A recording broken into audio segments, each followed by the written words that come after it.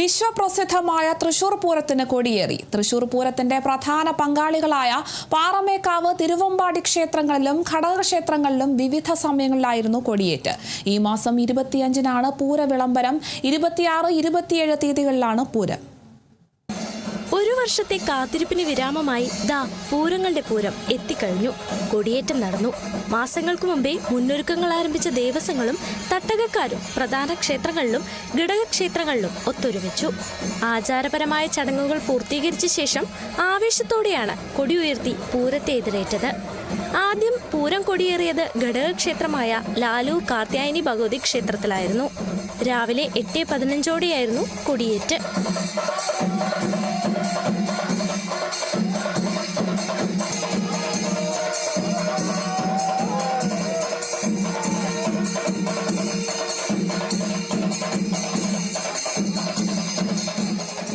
ശേഷം രാവിലെ 11-നും 11:30-നും ഇടയ്ക്കുള്ള ശുഭമുഹൂർത്തത്തിൽ തിരുവമ്പാടിയിൽ കൊടിയേറി.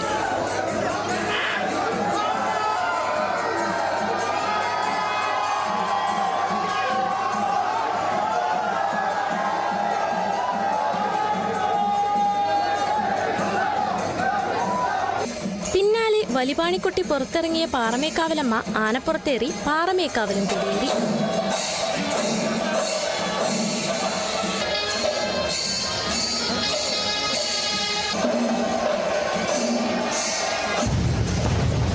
വൈകിട്ട് 3 മണിയോടെ തിരുവമ്പാടി പാറമേക്കാവ് വിഭാഗങ്ങളുടെ നേതൃത്വത്തിൽ നായ്ക്കനാലിലും മണികണ്ഠൻ ആൽത്തറയിലും പൂരപതാക ഉയർന്നു.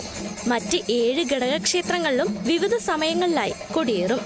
കുറ്റൂർ നെയ്ത്തലക്കാവിൽ വൈകിട്ട് 7 മണിയോടെയാണ് അവസാന കൊടിയേറ്റ്.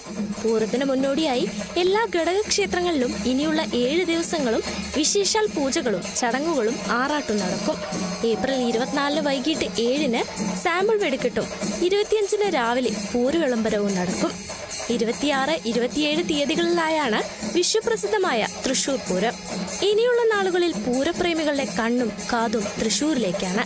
ലോകമെമ്പാടുമുള്ള പൂരപ്രേമികൾ വരും ദിവസങ്ങളിൽ ആർത്തലച്ച് തൃശൂരിലേക്കെത്തും. Kerala vision news, Thrissur.